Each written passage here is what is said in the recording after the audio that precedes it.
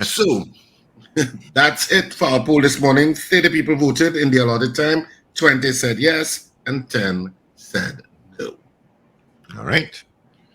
Let's say good morning, good night to our guest, the one, the only Dirk Barnes, weapons expert. Good morning to you, Dirk. How are you? Good morning, guys. I'm fine, and good morning to all your listeners as well. And Good viewers. morning, Dirk. Yeah. And welcome to the Power Breakfast Show. Welcome back, you should say. Thank Well, you. Thank welcome you. back. Yes. Good morning, Dirk. Is that designation appropriate, weapons expert? I prefer not to use that designation, to be quite honest. I'm That's more why of I ask. a security consultant. Okay. I do have an extensive experience in weapons and firearms. I'm also known for being a firearm dealer, which is one of the things that I do as well. I'm an instructor, and I've been involved in the security sector for about 3 decades. 2 in the defense force and 1 in private security. You see how fast we changed that? Oh, that's much better. You know what we're doing here? Anyway, good morning. Thanks for joining us this morning. A lot of discussion. I saw an article quoting you in the Newsday yesterday, and a lot of discussion in the public domain recently about a proposal by the government to amend the Firearms Act.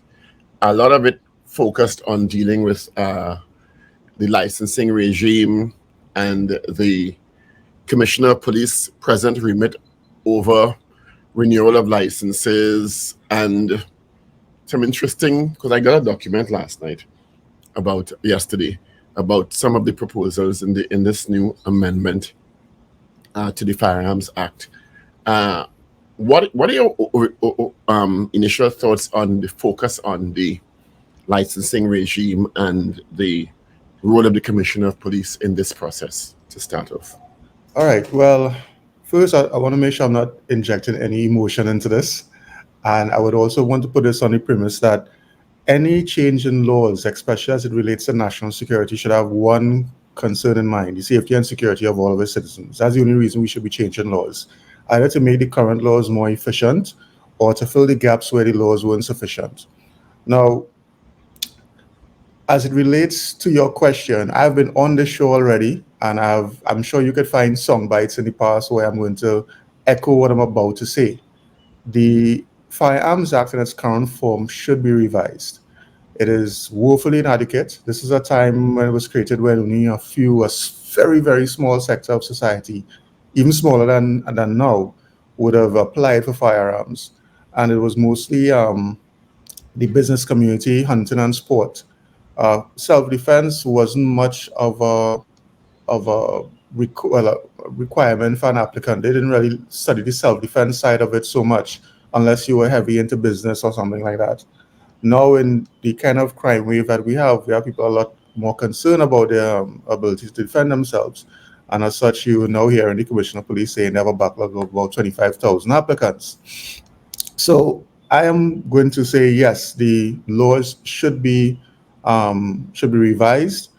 What I have heard, and I'm saying heard because that document you referred to a while ago, I'm yet to see.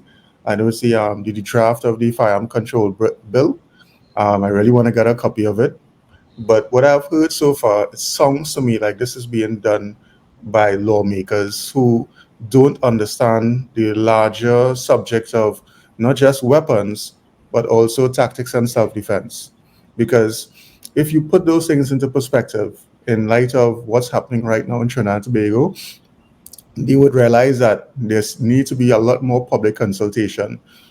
Experts in the security industry needs to join this process. The police need to join this process. They might even have to bring in some people who have international experience to join this process. And I know there's a public consultation coming up on the 20th or 21st, somewhere around there.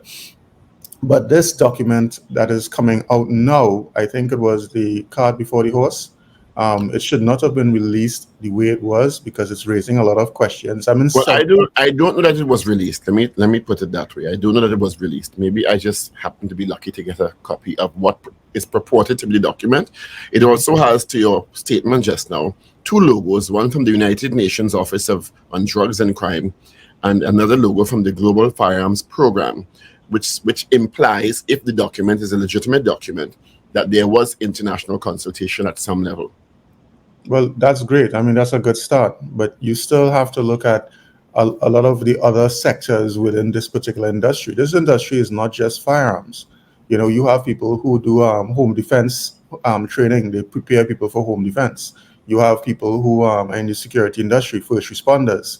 You know, so you have a lot of other locals who must enter this process because we're talking about firearm control. There were so many things mentioned in the article that I read on the I think it was in Newsday, that I responded to because I said, oh, yeah, they come again after the uh, legal firearm owners. And I sometimes keep asking why. Why is it that the legal firearm fraternity is such a liability, is such a threat to this government? What intelligence are they working off of? But before I digress into that, I want to add something in. One of the reasons I'm adamant that this must be changed, and I know I would have said this on the show a couple of years ago, when you normally apply for an FUL, there's part of it that a background investigation is done. And in Trinidad and Tobago, the Trinidad and Tobago Police Service is required to conduct that investigation, no one else. And it's based on that investigation that your suitability for owning a firearm is considered. What I find personally strange, wrong, unfair, is that there are other arms of national security that also will also do intelligence gathering. One is the SSA, you have the Defense Force, you have the prisons, and you have customs and excise. All of these areas all of these places have different types of information, whether it's terrorism, customs infringements, um, association with offenders, all these different things. And the Trinidad and Tobago Police Service rely on none of these sources of information for an application of the FUL. So I've been advocating in every discussion that there must be some kind of collaboration between these agencies to share intelligence when it comes to these type of applications. And I see this firearms control bill or the amendments to the Act as an opportunity to bring these sources of information into the process of the FUL application. Is it that You you think mentioned, that the firearms legislation should make it should have I don't want to say easier, but a simpler process for private citizens who qualify to be able to attain a firearms license? Because there right now it's a certain amount of bureaucratic hoops you have to jump through. In addition to which you have, according to the current legislation, you have one person who basically authorizes it, or under the head of one person who authorizes a firearm license. Do you think that has to change? Yes, the process of one person having that level of autonomy, that has to change. What we are looking for, basically, what I'm suggesting, or because I can only suggest on my behalf, um, so some sort of a board that will sit and adjudicate over these matters. But even before you come with that board, you have to set criteria, and the criteria has to be a bit more robust than it is right now. The criteria is so vague right now. It's just over the age of 25, physically and mentally fit. You must have permission from your wife, and you must have training from an instructor. It's really, really vague. You should set criteria that will be a certain criteria for people from the Ministry of National Security, Defense Force, Police, because they are our first part of our first defense. They are our law enforcement agencies, but they're not always on duty. So by virtue of the fact that they are employed under the Trinidad and Tobago Police Service or Defense Force, they should be allowed to have an FUL from the complete training. Now, the threshold for retaining that FUL should be extremely high. In other words, if it is, for example, one of the Defense Force members or police services involved in anything, or is found to be committing an offense or something like that, and those offenses could be stated, or even in some cases suspected of committing an offense, as in they're under investigation, there should be an immediate revocation of that FUL. So there should be a very high threshold for these agencies that they get their FULs relatively easier. But for the rest of us, I believe the threshold should also be high. It should not be easier. The process should be set clear. Everybody should know what the process is, so that way you'll have complete transparency, and you would not have people trying to pay in between to speed up the process. They could also move this to be an electronic application with follow-ups of your documents thereafter. I mean, that's where the world is going right now. But we are still running around, going to the government pantry, trying to get a Form 1 or Form 16 when they have, and then submitting it. And if it's submitted to the error, you have to go back and get a new one, and when they have, and submit it to the police service. This is woefully inadequate for a country that is, in 2024. So those are some of the areas that we can see. We could move some of that bureaucracy you're talking about, but I did not see that being considered in the bill. I saw more controls than administration. Well, yes, some of that is in the proposed bill. If the very bill I nice. have in my possession is correct about the benchmarks for persons who qualify and persons revocation qualifications and stuff like that. For the purposes of the audience, what's the difference between a high-powered weapon or a semi-automatic weapon? Because part of the proposal is for people not to be able to have access to either one of the two. And what are your thoughts on that?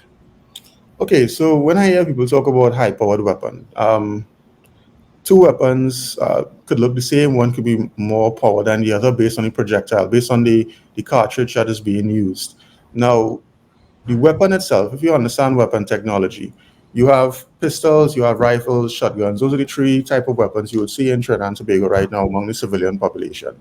The problem right now is with the rifles because, there's an old saying, people fear what they don't understand. When people see civilians with rifles, and I'm not talking about criminals now, I'm talking about the average civilian with a rifle, they ask the question, why do you need that?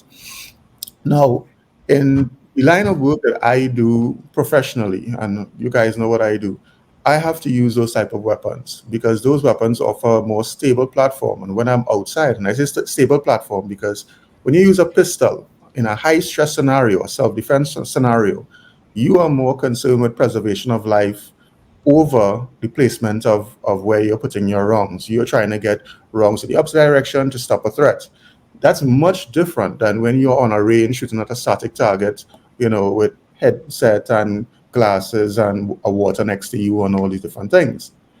A pistol can, in even the most competent of use in a high stress scenario, you are going to see your rounds, going in different directions. A rifle in your shoulder with more stability, especially if it has some sort of optic attached to it, you have a better placement of rounds, even in a high stress scenario. So that is one of the advantages of the rifle and shotgun platform, which is a shoulder mounted platform than a hand mounted platform and a handgun. There's also the issue of the capacity of the rounds. You have less magazine changes because you have more rounds in the rifle. Now, people are more concerned with the destruction ability of those particular rounds. Now, 5.56 or 7.62, the round itself, you hear that being bounced around. The media likes to use it. The government likes to use it. They like to call it a high-powered round. It isn't high-powered. There's no threshold for when it turns from low power to high power. It is a cartridge. Yes, it is a cartridge that moves faster than a pistol cartridge. Yes, it is a cartridge that will do more damage when it hits flesh, but it is still a cartridge. What do you think the benchmark should be for the average citizen? What type of weapon do you think the average citizen should have access to through law? Well, Paul, I'm an average citizen, and because I don't know the difference between a special citizen and an average citizen. So, but you have a particular training behind you. All right, and some civilians as well have just as much training as I do. I mean, people without military experience. I know a lot of them, especially in the sport and fraternity, they are highly trained and could handle their weapons very well. And they have a requirement for having rifles as well for sport training, and some of them are representing us internationally. So there has to be some kind of a conduit or a mechanism for certain parts of society achieving these weapons. Again, the threshold, the criteria has to be extremely high. Not everybody is going to meet that threshold. The threshold should not be because I can pay for it. That should not be the threshold. The threshold should not be the amount of money that you pay. So that is where I see the laws going, because there is a requirement for that. Now, I said that I'm an average citizen. I was trained in the military. I spent 20 years in private security. I'm one of the operators on my response team. You are not average. And I would want to say those qualifications in terms of gun use and gun proficiency, you are not average. And I'm a civilian. And I will say that having the weapon platforms that I do own, that's one of the reasons I became a firearm dealer, was to be able to import and not have the huge profits that other dealers would have applied for me to pay.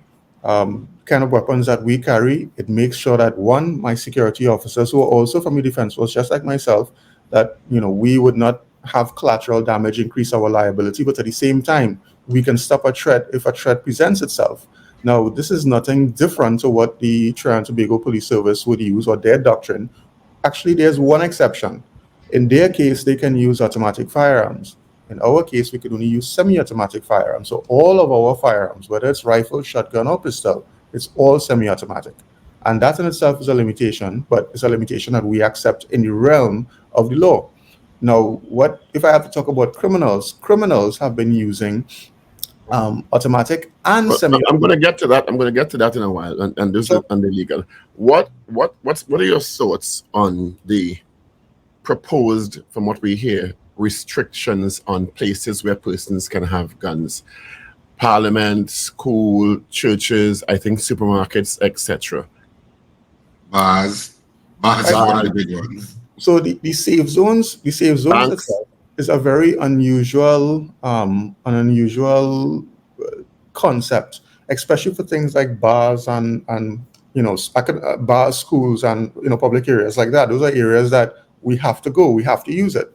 Now, if you tell me that I can't go into that area with my firearm, then I won't, as a law-abiding citizen, go into that area with my firearm. But now I must consider is that the criminal is also going to obey these laws. And if I have to break that down, a criminal is a person who commits crime, who commits offenses, gun offenses against the act as it currently exists. So that only suggests that when you put this new act or this new law into place, they're going to ignore that as well. So here I am, the law-abiding citizen, unable to defend myself from a criminal who will come into those areas and ply their trade.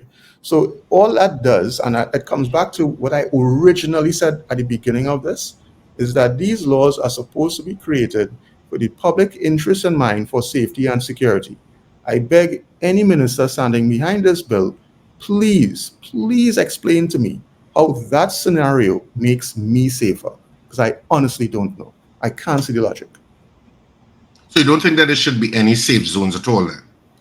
If they are applying safe zones, they can apply it to the president's house, they could apply it to the parliament, they could apply it to the courts, because they could do it in those areas, because those are areas that you would less likely see criminals applying any kind of attack. And at the same time, those areas have a lot of security that is serving the public trust, that is also there to protect the public, not just the occupants of those particular buildings. So I can see those areas being safe zones where, as you arrive with your firearm, you lodge it at the front door with proper security, you enter the building, do what you need to do, and you leave. I don't see the same kind of concept being applied to a bank. That is not their responsibility. The bank is not going to take any responsibility for lodging your firearm. And saying that a bank, a bank of all places, would be a safe zone from firearms is saying to the criminal, great, we are giving you some targets that will not be able to defend themselves. That's not safety and security. Semi-automatic, you mentioned, versus automatic, and the eligibility of members of the public to have access to that. What are your thoughts on that? Well, automatic weapons are prohibited from all members of the public unless you fall under one of the exempt provisions of the Act, and that will be specifically for the police, defense force, director of forensics, their science officers, customs, and prisons. Nobody else is able to use an automatic firearm in this country. So supplemental police officers and civilians, we can't. We can't own it. It'll be a serious offense to have that in your possession. Criminals have it, and again, why do criminals have it? Because they are criminals by definition. They will do what they want. They will break laws. Now, semi-automatic is different, and I want your listeners to understand as well.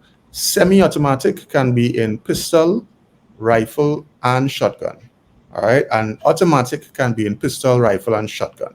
So if you see a rifle, that does not mean it's automatic. Semi-automatic means that when you pull the trigger, you can only shoot one round per trigger pull. Automatic means when you pull the trigger and hold, several rounds will go down the range at that point in time. So civilians, we carry semi-automatic in those variants, and the police and everybody else, they carry automatic in those variants.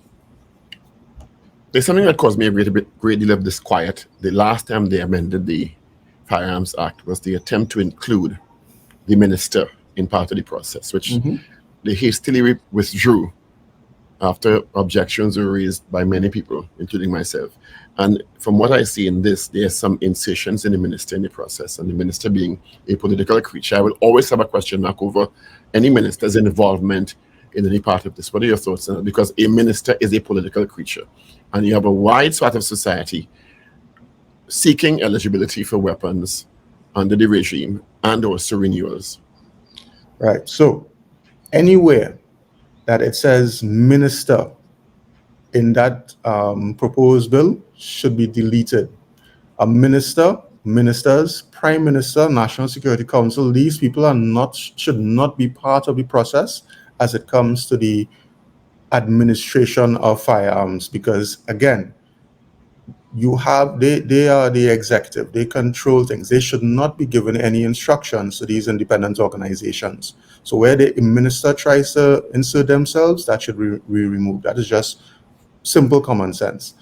You have a situation, or the situation that existed back then, to what you refer, Paul, is when they were trying to get the minister involved in I believe it was the renewal process. Imagine if that had passed, what would have occurred in March of this year, when there was a lot of discontent with this. It was a ridiculous proposition, and we could just leave it at that. It was really a ridiculous proposition. So, do you think that firearm users' licenses should have a renewal period?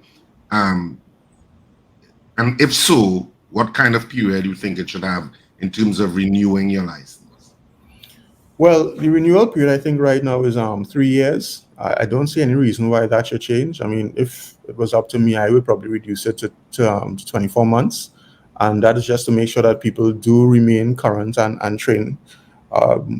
The weapon renewals remains annually, but all of the ambiguity behind these things should be explained in whatever amendments take place. I do believe more emphasis should be placed on people actually going out on the ranges and training. There should be some kind of way to evaluate what training they have done and with whom, because in the most recent renewal process, I mean, as an instructor, I was responsible for taking people on the range and doing assessments with them. And what is really interesting is that people from the police and the defense force, those who I would have been around, seem to exhibit less competence with a pistol than most of the people who I did with from the civilian side. And I guess it's because they rely so much on their weapon platform, their primary weapon platform, which would be their rifles, that their pistol competence is not where I would have expected it. So these types of renewal situations affords the ability for an assessment to be done, and that assessment be kept as a record. And that's what would have happened in March of this year. Now, one of the other issues that's come up through some questions I asked on the focus on the legal gun regime, and you're on record as saying at the start of this interview that you think there should be some amendment to the act to make the system more transparent, more accountable, more efficient. Would that be a correct paraphrasing of what you said? Yes. Right.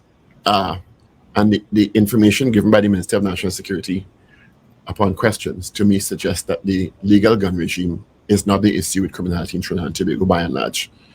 As a matter of fact, questions I asked related to lost, stolen, or missing weapons. The Defense Force lost 8 weapons. One reason given they were on training and maybe the weapons were lost. So I didn't get the impression that the legal gun regime was the fuel for criminality in Trinidad and Tobago. It remains the illegal gun regime in this country that is fueling the criminality. Would you agree with that? I would agree and say yes, that is the obvious fact here. The challenge is that some of the utterances coming from politicians suggests that there is a lot of emphasis or a lot of attention being placed on the legal gun owners. So whereas what you're saying here now, as reported to you, and I'd want to believe in one of the committees, was something that to me makes sense. That is not what we're hearing, and in this particular bill, some of the things that we saw, I see it here as this bill being an opportunity to disarm people who are currently armed. Because I'm seeing things inside there like military style weapons and civilians being in possession of military style weapon. Now, there is no definition for military style weapon as accepted globally, so they're going to create a definition. We have heard them in the symposium that was hosted in the Hyatt stating that they want to remove these type of weapons. What do you call them? Assault weapons, another definition that I can't find anywhere. Assault weapons from people who have them, who civilians who have them. So all of these utterances sounds to me like they're focusing on legal gun owners and taking this opportunity to disarm them. Now, there's going to be some other conversations that have to take place regards to cost and all these different things, but the question is why? What is the threat with them? Now, the obvious answer, Paul, or the obvious statement, as you just rightfully said, is the illegal guns. That's what we should be concerned with. But what amendments in the bill have you seen that targets those legal guns and deals with that? One of the issues that we currently have is ammunition from the police and the defense force ending up in the hands of civilians. What controls have been put inside there to either one, detect it, or two, provide a larger deterrence in these amendments? A defense force member who is found, selling wrongs, so do you think he should be facing 10 to 15 years or 20 years? But have we had evidence of that? The wrongs are out there. That's the thing. So the wrongs are out there, but we still yet to find out how they end up on crime scenes, and there's a tendency for denial of that in many instances when they are found to have TT Defense Force or TTPS insignia on the ammunition found at crime scenes. Well, there's an old saying, when it looks like a duck and smells like a duck, more than likely it is. So we know that it's ended up in the hands of the criminals. We know it was in the custody of the armed forces and police service. Somebody would have had to take it out of an armory and give it to them. It wasn't just lying on a range and miraculously these bands were able to find the exact location of a cache of wrongs. So it's obvious. What is happening within the defense force, I can say in defense force, is that somewhere along the line, the policies and procedures that existed when I was there are somehow now not being observed, because that is something that was unheard of back then. Every wrong had to be accounted for. So somewhere along the line, something... When you're talking about wrongs, remember they had a big seizure for a weapon that was missing? Am I wrong? Yeah, and those things do happen and weapons are found. In my Army career, I've only had one instance of a Galil being missing. One instance. And that Galil was found in a dump a few days later when, strange enough, this gentleman who is currently in this SSA Tobacco, he got involved, and the intelligence that he would have done while he was the int officer led to the discovery of that particular firearm. So there are things that would have happened in the defense force, but those things don't happen anymore. I don't know what is happening in the defense force, and to be honest, I'm not really going to ask a question. But if 8 weapons went missing between the TTPS and the defense force, and that is something that we need to be concerned about. Weapons don't just lose in these spaces. 8 in defense force alone. What do you think? What do you think? And let's focus on the illegal guns now, because that, to me, as I said, the evidence presented doesn't suggest that the issue is the legal gun regime.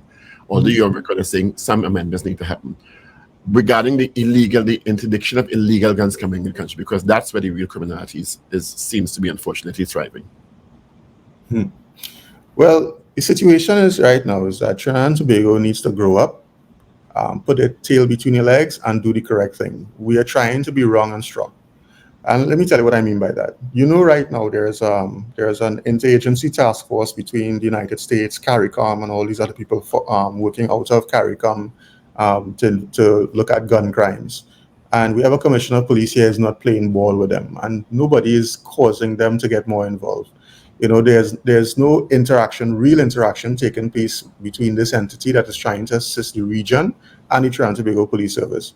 And I suspect that's the reason why we're getting these visits. Why do you say that? What evidence do you have to support that statement?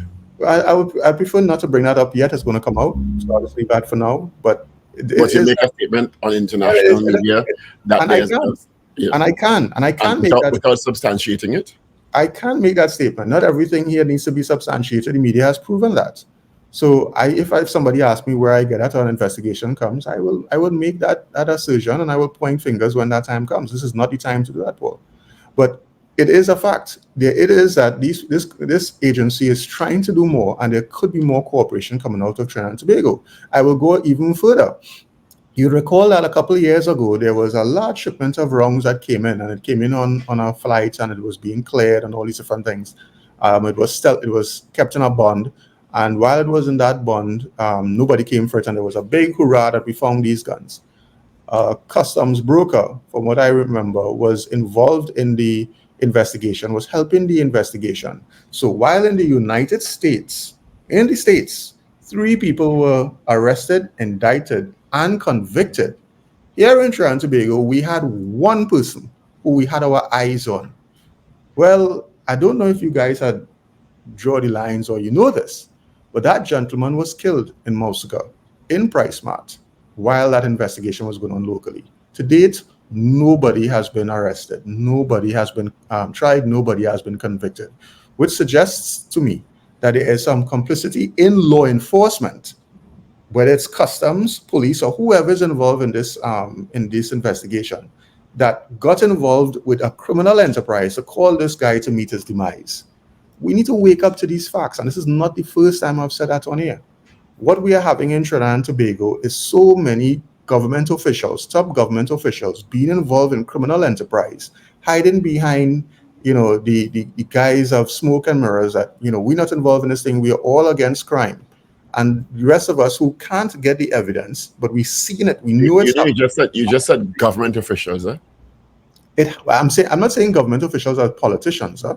But if you pull a salary from the government, you are a government official. Okay. But somebody leaked information, and that somebody would have been in a security loop within the government, Paul. And this guy died. You know what happened? We lost all leads. The guns continue to flow. Dirk, thank you so much. Always a pleasure. Don't be a stranger. We have another interview lined up, which we have to get into at 7:45. But I'm hoping to have you back to talk more, if not next week, week after, about personal security in Trinidad and Tobago and what we should be doing to protect ourselves. No problem. Glad to be on board, guys. You have a great day. Pleasure as usual.